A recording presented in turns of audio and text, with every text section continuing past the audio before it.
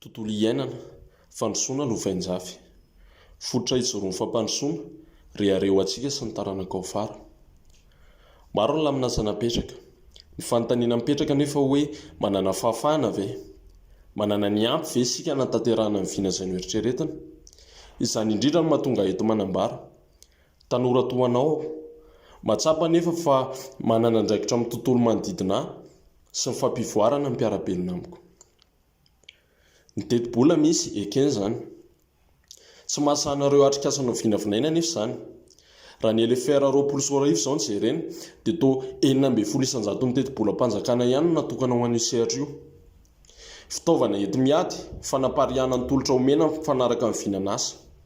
Mila teti-bola betsaka kokoa izany. Tsy teny afa-tsy zavatra vitsivitsy ao nampory ny teniko. Zavaboary mampiavaka amin'ny firenensika maro. Rehareny fa nanana azy ireny ary tontolo mila kolokoloana satria ho avy ny tarana antsika. Masahana ny fikarakarana sy ny fiarovana azy ireny ve anefa ny zava-misy sy ny fitaovana eo am-pelantanantsika raha tsy laza fa tsy ny doro-tanety izao aho. Ianao dia efa mahavaly azy. Ny fampiarana ny tetikasa, mizarazara amin'ireo ambaratonga-pahefana mipariaka manerana ny nosy. Ampy ve anefa ny enti-manadrim-pisehatra ireny mba hanatanterahana ny tanjony? Ho ay manokana anisan'ny vahaolana izao ny fanampiana ny ezaka efa hita taratra eo anivon'ny STDS. Misy paikady maro mipetraka izay vovolavola tao anatin'ny IEM. Hita fa tena aomby izany raha mipetraka avokoa. Tsy teny koa hoe tsy nanao ny fanjakana satria tena mezaka izy ireo.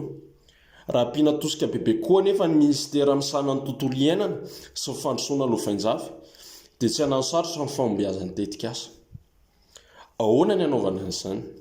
Ampitomboana ny teti-bola-panjakana ho an'io sehatra io amin'ny taona 2024.